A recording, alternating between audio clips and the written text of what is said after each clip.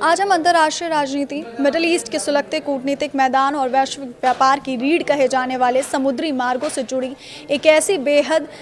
सनसनीखेज और बड़ी खबर पर चर्चा करने जा रहे हैं जिसने पूरी दुनिया की अर्थव्यवस्था और रक्षा विशेषज्ञों की नींद उड़ा दी है। दुनिया के सबसे संवेदनशील और महत्वपूर्ण समुद्री चेक पॉइंट यानी स्ट्रेट ऑफ हॉर्मुज को लेकर अमेरिका और ईरान के बीच एक बार फिर से जुबानी जंग और तनातनी चरम पर पहुंच गई। अमेरिकी राष्ट्रपति डोनाल्ड ट्रंप के उस दावे के बाद जिसमें उन्होंने कहा था कि अमेरिका का इस बेहद अहम समुद्री रास्ते पर पूरा नियंत्रण है और वो इसे अपने पास ही रखेंगे, ईरान ने बेहद आक्रामक अंदाज में पलटवार किया है।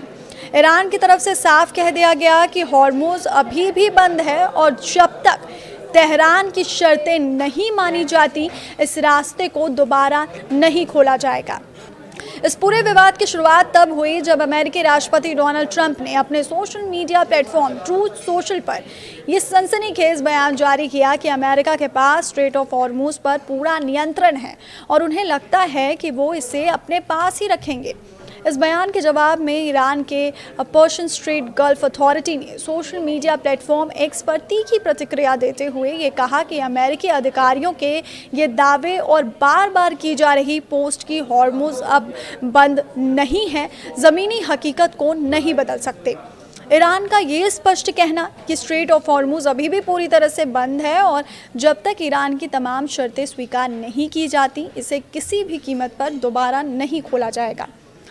अमेरिका और ईरान भले ही अपने अपने दावों और राजनीतिक बयानों की रस्साकशी में जुटे हों, लेकिन समुद्री व्यापार और नौवहन के कड़े आंकड़े और डरावनी तस्वीर पेश कर रहे हैं। ऊर्जा बाजार और शिपिंग पर नज़र रखने वाली प्रतिष्ठित एजेंसी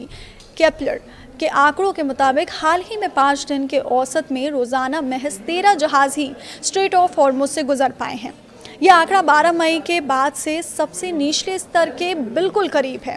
अगर हम इस युद्ध जैसे हालात से पहले की स्थिति पर नज़र डालें तो 28 फरवरी को संघर्ष शुरू होने से पहले यहाँ रोज़ाना औसतन 130 जहाज गुजरा करते थे, जिसका सीधा मतलब ये है कि इस रणनीतिक मार्ग पर जहाज़ों की आवाजाही में भारी भरकम 90% की ऐतिहासिक गिरावट दर्ज की जा चुकी है, जिसमें कच्चे तेल के बड़े टैंकर्स से लेकर ज़रूरी मालवाहक जहाज़ तक शामिल हैं। ईरान की सुप्रीम नेशनल सिक्योरिटी काउंसिल ने इस जलमार्ग को खोलने के लिए अपनी कड़ी शर्तें दुनिया के सामने रखी हैं। इन शर्तों में प्रमुख रूप से अमेरिकी नौसैनिक नाकाबंदी को पूरी तरह से खत्म करना, ईरान पर लगे आर्थिक प्रतिबंधों में बड़ी राहत देना, क्षेत्र से अमेरिकी सैनिकों की पूर्ण वापसी और युद्ध के चलते हुए नुकसान का मुआवजा शामिल है।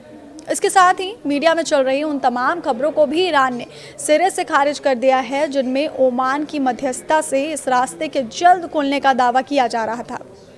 इस्लामिक रिवॉल्यूशनरी गार्ड कॉर्प्स के प्रवक्ता हुसैन मोहेबी ने इस पर बयान देते हुए ये साफ किया कि स्ट्रेट ऑफ हॉर्मुज को दोबारा खोलना पूरी तरह से इस्लामिक रिपब्लिक ऑफ ईरान की खास व्यवस्था और शर्तों पर निर्भर करता है और इसका ओमान के साथ चल रही कूटनीतिक बातचीत से कोई लेना देना नहीं है।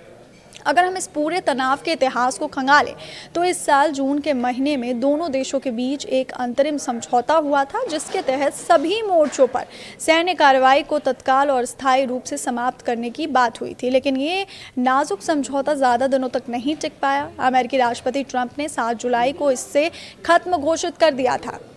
जबकि इसके ठीक एक हफ्ते बाद ईरान के विदेश मंत्रालय ने इसे केवल निलंबित बताया था। अमेरिका का ये आरोप है कि ईरान ने हॉर्मुज को सुरक्षित रूप से खोलने और अपनी प्रतिबद्धताओं को पूरा करने के वादे को तोड़ा है, जबकि तेहरान का ये कहना है कि अमेरिका ने खुद अपने समझौतों की धज्जियां उड़ाई हैं, जिसमें ईरानी बंदरगाहों की नाकाबंदी हटाना और विदेशों में जब्त ईरानी संपत्तियों को जारी करना शामिल था।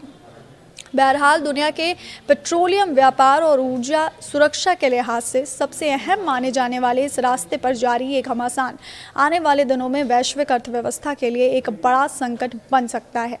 जहाज़ों की आवाजाही में आई 90% की ये भारी गिरावट अंतर्राष्ट्रीय तेल की कीमतों में बड़ा उछाल लेकर आई है, जिससे पूरी दुनिया में महंगाई का नया दौर शुरू हो गया है।